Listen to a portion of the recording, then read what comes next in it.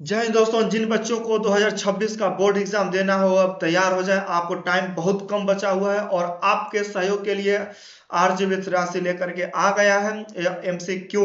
Per day मैं आपको हर subject का 20-20 एमसीक्यू देता रहूंगा। आप इससे आप अपनी अच्छी तरह से तैयारी कर लीजिए, क्योंकि एमसीक्यू आपको एग्जाम में क्लास 10 वाले स्टूडेंट के लिए बहुत ही बड़ा रोल निभाने वाला है। तो एमसीक्यू में सबसे बड़ी आपको खासियत क्या है, ये समझ लीजिए। मान लीजिए कि कोई क्वेश्चन है 5 नंबर का, अगर जो आप उसका आंसर लिखते हो तो बहुत बार आपको हेडिंग में दिक्कत हो जाती है, कंटेंट देने में प्रॉब्लम हो जाएगी या राइटिंग की प्रॉब्लम हो जाती है। या सब कुछ अच्छे रहते हुए भी 5 मार्क्स का क्वेश्चन को आप आंसर दोगे तो 5 में 5 नहीं मिलेगा, आपको 4.5 4.5 मिलेगा, 4 मिलेगा, 3 मिलेगा। लेकिन 5 क्वेश्चन एमसीक्यू का आप सही सही करेक्ट कर देते हो तो 5 का 5 आपको मार्क्स मिलेगा, यानी कि 5 का 5 पूरा नंबर आपको मिलने वाला है। इसलिए आप एमसीक्यू को हल्के मत लीजिए, आप उसको गलत ना करिए। आपका पास कराने में सबसे बड़ा रोल निभाएगा तो एमसीक्यू निभाएगा। जो बच्चे एमसीक्यू को अच्छी तरह से सॉल्व करके आएंगे, उसके पूरा का पूरा सॉल्व करके 20 में 20 सही सही आंसर लगा के आएंगे, वे बच्चों को मैं बता रहा हूं कि अच्छी तरह से आप लोग 90 प्लस लेकर के आएंगे। 90 प्लस में आप जाओगे परसेंटेज में। लेकिन वे लोग जो एमसीक्यू गलती कर देंगे तो वे लोग समझिए कि आप वैसे कम हो जाएगा आपका मेरिट में। तो आप लोग आइए एमसीक्यू पर स्टार्ट करते हैं। आज हम लोग हिंदी पर बात करेंगे। मैं सभी विषयों पर आपको एमसीक्यू 20 में 20 देता रहूंगा। पर डे आपको एक सब्जेक्ट का मिलेगा। मेरे चैनल से आप लोग जुड़ जाइए, सब्सक्राइब कर लीजिए। फर्स्ट क्वेश्चन आपके यहाँ पर होने वाला है कि दो बैलों के कथा के लेखक कौन है। आप यहाँ पर देख रहे होंगे, इस पर क्या बोलते हैं कि स्क्रीन पर आपको दिख रहा है, स्क्रीन पर आपको दिख रहा है। थोड़ा मैं इसको सेटिंग कर देता हूँ। आइए इसको यहाँ से हटा दो पहले जी। लो इसको पकड़ लीजिए। ओके, आ जाइए। तो स्क्रीन पर आप देख रहे हैं कि यहाँ पर दिख रहा है क्वेश्चन है आपको। थोड़ा मैं इसे जूमिंग कर देता हूँ कि दो बैलों की कथा के लेखक कौन है। तो दो बैलों की कथा के लेखक में जो ऑप्शन आपको दिया जा रहा है, प्रेमचंद जी है, महादेवी वर्मा है, जयशंकर प्रसाद है, सुभद्रा कुमारी चौहान है। एक क्वेश्चन कई बार रिपीट हुआ है और आप पूछा गया है और ये ट्रेंडिंग क्वेश्चन रहा है, तो इसको आप लोग याद कर लीजिए। इसका आंसर हो जाएगा प्रेमचंद जी। प्रेमचंद ने दो बैलों की कथा लिखे हैं। मधुर मधुर मेरे दीपक जल, इस कविता के कवयित्री कौन है। मधुर मधुर मेरे दीपक जल, इस कविता के कवयित्री कौन है। ये तो बहुत ही ट्रेंडिंग क्वेश्चन रहा है। 5 बार क्वेश्चन पूछा गया है। 2014, 15, 17 और 19 में नहीं आया, 21 में पूछा गया था। और भी बार इसको पूछे जाने की पॉसिबिलिटी है, तो आप याद कर लीजिए। तो इसके लेखक कौन है, तो आपको आंसर मिल रहा है नीचे, महादेवी वर्मा। मधुर मधुर मेरे दीपक जल कविता कि कवयित्री। अच्छा, कवयित्री लेडीज अगर जो कोई कविता लिख रही है तो उसको कवयित्री बोलेंगे, और कोई जेंट्स अगर जो कविता लिख रहा है तो आप उसको कवि बोलेंगे। कवित्री हो जाएगा। कवित्री में आप देख लीजिए कैसे सही से लिखा गया है, वर्ड को आप राइट कर लीजिए। कई बार बच्चे जो है कि मात्रा गलती कर देते हैं, तो आप मात्रा गलत नहीं करिएगा।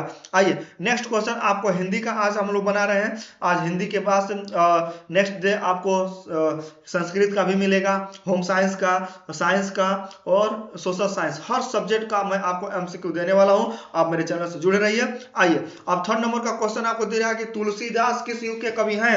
आप बताइए तुलसीदास किस युग के कवि हैं। रीत काल के हैं, भक्ति काल के हैं, आधुनिक काल के हैं या आदिकाल के हैं। तो आपको पता है कि तुलसीदास जी ने भक्ति काल के कवि हैं, क्योंकि उन्होंने भक्ति में ज्यादा लिखा है। चाहे आप और जो हनुमान जी को आप पूजते हो, जय हनुमान ज्ञान गुण सागर, और राम जी को जो हम लोग कहते हैं जय श्री राम का नारा लगाते हैं ना, तो रामायण जिसको रामचरितमानस कहते हैं, तुलसीदास ने ही लिखा है। उस समय तुलसीदास, रामलला लक्ष्मण उन्होंने ही लिखा है, बड़े रामायण लिखा है, और उन्होंने बहुत से गीतावली, पदावली, दोहावली सब राम तुलसीदास जी ने लिखा है, और इन्हें भक्ति युग के कवि माने जाते हैं। आइए नेक्स्ट आपको क्वेश्चन यहाँ पर मिल रहा है कि नेताजी का चश्मा पाठ के लेखक कौन है। तो नेताजी के चश्मा के पाठ के लेखक कौन है, तो इसका आंसर हो जाएगा स्वयं प्रकाश। कौन है, स्वयं प्रकाश ने इनको लिखा है, नेताजी का चश्मा। नेक्स्ट क्वेश्चन आपको यहाँ पर मिले, रामचरितमानस के रचयिता कौन है। अभी मैंने आपको बताया हूं कि रामचरितमानस किसने लिखा है, बड़े रामायण किसने लिखा है, रामलला लक्ष्मण किसने लिखा है, और गीतावली, दोहावली, पदावली किसने लिखा है, और रामचरितमानस किसने लिखा है, तो रामचरितमानस तुलसीदास ने लिखा है। तो इसका आंसर हो जाएगा तुलसीदास। आइए अब इसको हिंदी में आप देख लीजिए क्वेश्चन जो पूछा गया पर्यायवाची विलोम मुहावरा इसमें मिलने वाला है। तो सूर्य का पर्यायवाची क्या है, बहुत मैं कर रहा हूँ, हर सबका 5-5 पर्यायवाची याद कर लीजिए। सूर्य का याद कर लीजिए, लक्ष्मी का याद कर लीजिए, गणेश का याद कर लीजिए, हवा का, आग का, पवन का, जो भी आपको सबका 5-5 याद कर लीजिए। ज्यादा करके पूछता है आपको हवा से, सूर्य से, पानी से और पृथ्वी से, लक्ष्मी गणेश का पूछता है। और नदी का भी याद कर लीजिए, चूंकि कुंभ मेला चल रहा है, हो सकता है आ जाए। तो आज सूर्य का पर्यायवाची क्या होगा, तो रवि हो जाएगा। रवि किसको कहा गया है, तो सूर्य को ही कहा गया है। आइए नेक्स्ट क्वेश्चन आपका मिल रहा है कि अंधकार का विलोम शब्द क्या है। अंधकार का विलोम शब्द क्या होगा, अंधकार मतलब जानते हैं अंधेरा होता है, विलोम मतलब उल्टा होता है, तो अंधकार का उजाला हो जाएगा, प्रकाश हो जाएगा। तो देखिए यहाँ प्रकाश शब्द दिया हुआ है, इसलिए इसका आंसर क्या हो जाएगा, प्रकाश हो जाएगा। नेक्स्ट आपको आंसर यहाँ पर क्वेश्चन मिल रहा है कि आंखों का तारा मुहावरे का अर्थ क्या है। आंखों का तारा मुहावरे का अर्थ क्या होगा, जल्दी बता दीजिए। आंखों का तारा होना, बहुत अपना प्यारा होना, न्यारा होना, खूबसूरत होना, दिल जान से उसको जानना। तो आंखों का तारा बहुत प्रिय व्यक्ति होना। आंख की बीमारी नहीं मानिएगा, डर सपना नहीं हो सकता है, ठीक है। तो आप यहाँ पर आंसर क्या हो जाएगा, प्रिय व्यक्ति हो जाएगा। नाक कटना मुहावरे का अर्थ क्या होगा, नाक कटा नहीं कहते हैं, तुम तो मेरी इज्जत ही लूट लिए, तूने कहा मेरा नाक कटा दिया, तूने मुझे शर्मिंदगी कर दिया, तूने मुझे अपमान कर दिया। ये नाक कटाने का एक चीज होता है। तो जब नाक कटाने का मतलब अपमान करना भी होता है, शर्मिंदगी महसूस कराना होता है और बेइज्जती कराना भी होता है। तो आप जो भी ऑप्शन दिया है अपमान होना, इससे मिला जुला मिल रहा है, तो नाक कटाने का आंसर हो जाएगा अपमान होना। आंसर आपको क्या होगा, अपमान होना। नेक्स्ट क्वेश्चन आपको यहाँ मिल रहा है, जल का तद्भव बता दीजिए। जल का तद्भव, देखिए तद्भव तत्सम जरूर आप लोग याद कर लीजिए, क्योंकि यह बहुत बार पूछा गया है और यह रिपीटेड सब क्वेश्चन है, रिपीटेड क्वेश्चन है। और तद्भव तत्सम तो आता ही है 2 नंबर का, तद्भव तत्सम, तद्भव तत्सम, तो सबका याद कर लीजिए। तद्भव का मतलब होता है जो आम बोलचाल में हम यूज कर रहे हैं, जो पढ़ रहे हैं, जो बोल रहे हैं लैंग्वेज अपने लोकल में, वो तद्भव हो गया। और तत्सम जो संस्कृत के शब्द है उसको तत्सम कहेंगे, यही अंतर होता है, तो आपको याद होना चाहिए। तो जल का तो तद्भव क्या होगा, पानी होगा। जल को हम लोग जल थोड़ी कहते हैं, एक गिलास जल दो पीने, नहीं, हम जब कहीं को चढ़ाने जाते हैं कहते हैं जल चढ़ाने जा रहे हैं, क्योंकि हम आशीर्वाद देना होता है, करना होता है। लेकिन यहाँ पर जल किसका तद्भव क्या होगा, पानी, पानी आ गया, पानी दे दो, पानी पिला दो, नॉर्मल सब बोलते हैं, थोड़ी कहता है जल पिला दो। जल बोलते हैं लोग, ऐसी बात नहीं है, लेकिन अच्छी तरह से नॉर्मल ज्यादा यूज का होता है पानी, तो इसका हो जाएगा आंसर पानी। अब आ जाइए, अब तत्सम और उपसर्ग प्रत्यय की बात कर लेते हैं। तो आंसर अग्नि शब्द के साथ तत्समक है। अब आ गया ना तत्सम, तत्सम मतलब जो होता है संस्कृत का शब्द है। अग्नि किसका है, अग्नि संस्कृत शब्द है, तो अग्नि को हम आम बोलचाल में क्या बोलते हैं, आग बोलेंगे। ये तो आग लिखा हुआ है, देख ली, आग आंसर हो जाएगा इसका, क्या हो जाएगा, आग। अगला कि अन्याय शब्द में उपसर्ग कौन सा, आप देख लीजिए। उपसर्ग और प्रत्यय में अंतर होता है। उपसर्ग जो होता है आगे लगता है, किसी शब्द के आगे जो लिख दिया जाएगा उपसर्ग हो जाएगा, और जो किसी शब्द के पीछे लिख दिया जाता है और जुड़ दिया जाता है तो उसको आपको क्या बोलेंगे, प्रत्यय बोलेंगे।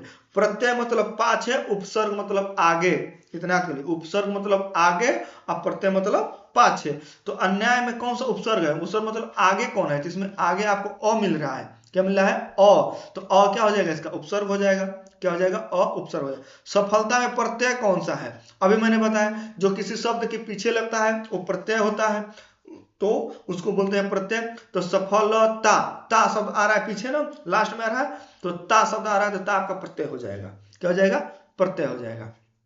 निर्भय शब्द का विलोम क्या है, अच्छा निर्भय क्या होता है, निर्भय मतलब होता है जो डरे नहीं, निर्भीक होता है, और किसी से डरता ही नहीं है, और साहसी होता है, साहसी अलग है, लेकिन निर्भीक मतलब जो किसी से डरता नहीं है। तो विलोम का होगा, डरपोक होगा। एक डरता है, एक नहीं डरता है, तो जो नहीं डरता है वो निर्भीक है, जो डरता है वो डरपोक है। यहाँ पर क्या हो जाएगा, डरपोक आंसर हो जाएगा, क्या हो जाएगा, डरपोक हो जाएगा। ज्ञान का तत्सम शब्द क्या है, ज्ञान तत्सम शब्द कौन सा होगा, ज्ञान मतलब ज्ञान होता है, ज्ञान का तत्सम ज्ञान ही आप रखिए, ज्ञान ही होगा, क्या होगा, ज्ञान होगा।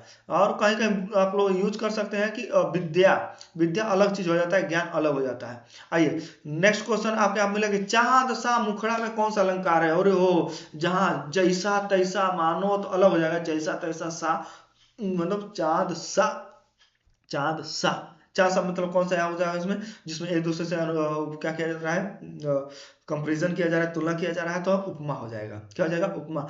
रघुपति राघव राजा राम किस छंद में है? रघुपति राघव राजा राम पतित पावन सीताराम नहीं बोलते हैं सब असुर, तो ये वाला सब चौपाई में आता है। किस में आता है? चौपाई में। तो इसमें देखिए दिया है क्या? चौपाई। हाँ, चौपाई हो जाएगा आंसर। क्या हो जाएगा? चौपाई हो जाएगा। रामधारी सिंह दिनकर किस युग के कवि हैं?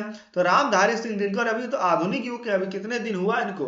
रामधारी सिंह बहुत अच्छे साहित्यकार भी हैं, लेखक हैं, ये तो आधुनिक युग के हैं। बाकी भक्ति काल, रीति काल, आदि काल सब पुराने हो गए, आधुनिक काल चल रहा है। तो रामधारी सिंह आधुनिक काल के हैं। जयशंकर प्रसाद जी हैं, सुमित्रानंद पत्न भी हैं। अब इसमें छायावादी कौन है वो देखा जाएगा बाद में, लेकिन आधुनिक काल के सब लोग हैं। आ जाइए नेक्स्ट की बात करते हैं। नीर शब्द का अर्थ क्या है? नीर शब्द का अर्थ क्या? नीर मतलब पानी होता है। हम नहीं देखे रेल नीर लिखा रहता है, रेल का जो चलते हैं ट्रेन में बैठते हैं तो पानी बेचते हैं सब बोतल का, 20 रुपया में देते हैं, उसमें लिखा था रेल नीर। अब तो पानी लिखने लगा है, लेकिन पहले नीर भी कहीं कहीं लिखता है, वो कंपनी नीर वाली होती है। तो रेल मतलब होता है रेल, नीर मतलब पानी, पानी को नीर कहा जाता है। जल कहा जाए, अग्नि का वायु, तो पानी का आप शुद्ध क्या कहें, जल यूज कर लीजिए, जल हो जाएगा। आइए, कविता का उद्देश्य क्या होता है? कविता का उद्देश्य होता है कि उसमें मनोरंजन करना, लोगों को समझाना बुझाना भी होता है, कुछ हंसना भी, और अपने अंदर की भावना को व्यक्त करना, दूसरे की भावना को भी शब्दों में बहा देना, ये सब क्या हो जाता है? कविता का उद्देश्य होता है। तो इसमें सब है। क्या दिया? भाव की अभिव्यक्ति भी है, शिक्षा भी है, मनोरंजन भी है, तो कविता का उद्देश्य सब होगा। कविता का उद्देश्य सब हो जाएगा इसमें। आइए 20 क्वेश्चन हो गए। बहुत बहुत धन्यवाद, आप लोगों ने 20 क्वेश्चन आप एमसीक्यू देख लिए हैं। नेक्स्ट एपिसोड में फिर मिलेंगे अदर सब्जेक्ट के साथ। और सिर्फ एक ही नहीं है, अब हम लोग का हर कम से कम 25 में बता रहा हूँ, कि 25 प्रैक्टिस सेट लेकर के आऊंगा हर सब्जेक्ट का मिलेगा। 1 2 3 ऐसे स्पेशल करके। अभी 20 देखेंगे। फर्स्ट आपको जो मिल रहा है, इसके बाद सेकंड हिंदी का ही मिलेगा, और थर्ड भी मिलेगा, फोर्थ। इतना मैं आपको एमसीक्यू करा दूंगा कि आपसे एमसीक्यू गलत होगा ही नहीं। और आप 20 में 20 लेकर के आइए, इसलिए मेरे चैनल से जुड़िए। और आपने मेरा वीडियो को देखा, इसके लिए बहुत बहुत धन्यवाद। चलिए नेक्स्ट वीडियो में फिर से मिलते हैं हम लोग। बहुत बहुत धन्यवाद। और